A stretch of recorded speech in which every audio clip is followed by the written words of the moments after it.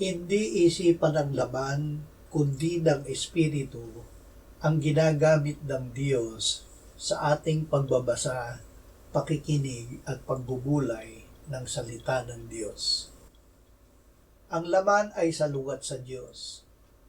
Sinabi ng Panginoong Hesus, ang Espiritu ang nagbibigay buhay, ang laman ay walang anumang pakinabang. Ang mga salitang sinabi ko sa inyo ay espiritu at buhay.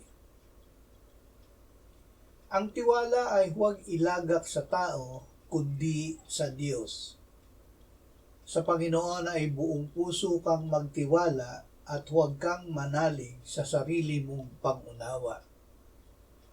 Pagtitiwala sa Panginoon, hindi sa sariling karunungan, ang paraan upang gumaling at guminhawa. Huwag kang magpakapanta sa iyong sariling mga mata. Matakot ka sa Panginoon at sa kasamaan ay lumayo ka. Ito'y magiging kagalingan sa laban mo at kaginhawahan sa iyong mga buto. Ang Espiritu Santo ang umaakay sa atin na ituon ang ating pandinig, paningin at puso sa salita ng Diyos. Anak ko, makinig ka sa aking mga salita, ikiling mo ang iyong pandinig sa aking mga wika. Huwag mong hayaang sila'y mawala sa paningin mo, ingatan mo sila sa kaibuturan ng iyong puso. Sapagkat sa mga nakakatagpo sa kanila, ang mga ito'y buhay at kagalingan sa kanilang buong katawan. Marami ang nakabasa sa Biblia na ang Panginoong Hesus ay ipinako at namatay sa krus, ngunit hanggang ngayon ay hindi pa malaya sa kasalanan. Hindi pa nila natatagpuan ang salita na si Hesus mismo ang nagdala ng ating mga kasalanan sa kanyang katawan sa krus upang tayo'y mamatay sa mga kasalanan at mabuhay sa katuwiran. Ngunit ang nakatagpo na ng salitang ito ay nakapagpapatotoo, ako'y ipinakong kasama ni Kristo at hindi na ako ang nabubuhay, kundi si Kristo ang nabubuhay sa akin.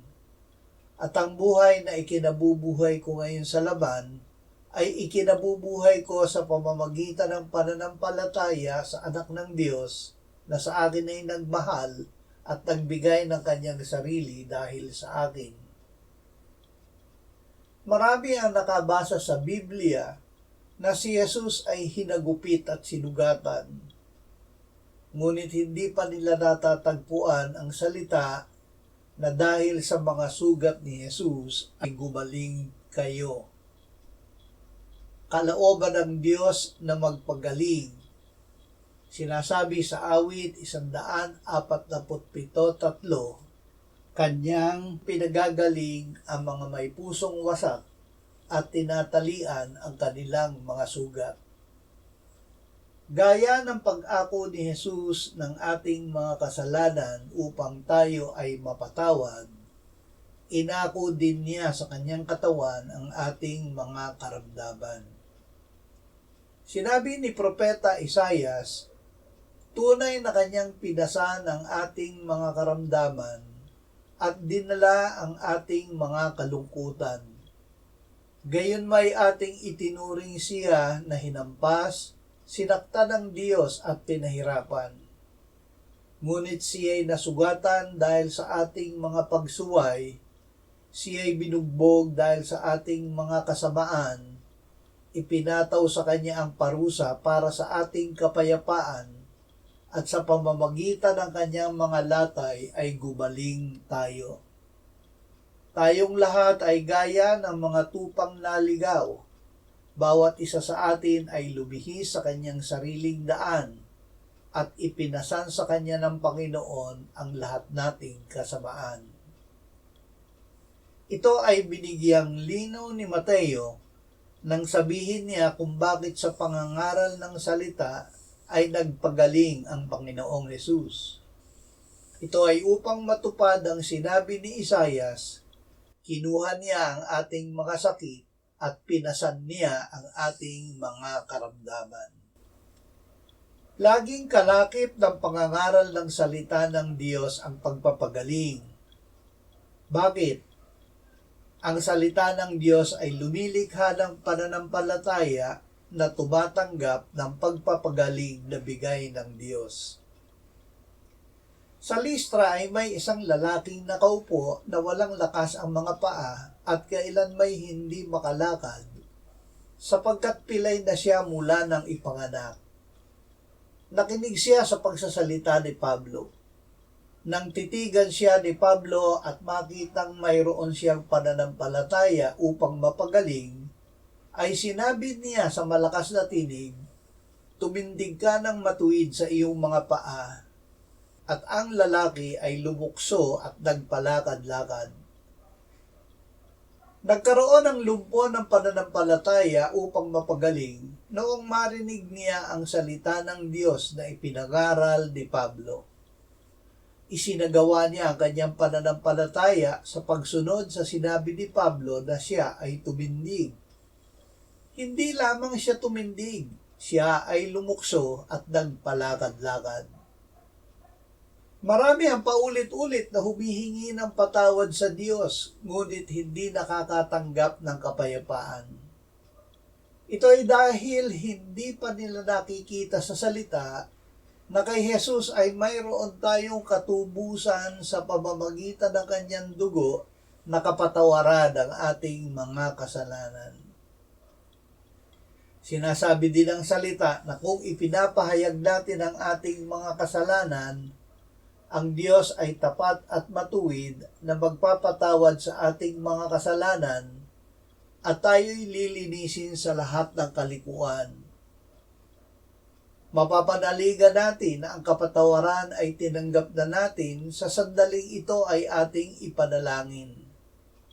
Sinabi ng Panginoong Hesus, "Kaya nga sinasabi ko sa inyo, ang lahat ng bagay na inyong idalangin at hingin, paniwalaan ninyong tinanggap na ninyo at iyon ay mapapa sa inyo." Ngunit idinagdag ng Panginoong Hesus, "Kapag kayo'y nakatayo na nananalangin, magpatawad kayo kung mayroon kayong anumang laban sa kaninuman, upang patawarin kayo sa inyong mga kasalanan ng inyong Ama na nasa langit. Ngunit kung hindi kayo magpapatawad, hindi rin kayo patatawarin sa inyong mga kasalanan ng inyong Ama na nasa langit." Hindi lamang hadlang sa pagtanggap ng kapatawaran ang hindi pagpapatawad. Hadlang din ito sa pagtanggap ng kagalingan na ibinigay ng Diyos. Magpatawaran tayo sa isa't isa upang ang ating panalangin para gumaling ay maging mabisa. Kaya't ipahayag ninyo sa isa't isa ang inyong mga kasalanan at ipanalangin ninyo ang isa't isa upang kayo'y gumaling. Ang panalangin ng taong matuwid ay makapangyarihan at mabisa. Sa pagpapatawad ay nananalig tayo na tayo ay pinatawad ng Diyos dahil si Jesus na anak ng Diyos ay namatay para sa ating mga kasalanan at muling binuhay ng Ama.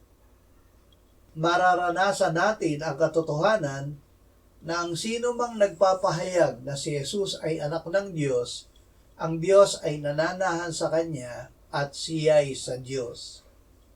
At ating nalaman at sinampalatayanan ang pag-ibig ng Diyos para sa atin. Ang Diyos ay pag-ibig at ang nananatili sa pag-ibig ay nananatili sa Diyos at ang Diyos ay nananatili sa Kanya.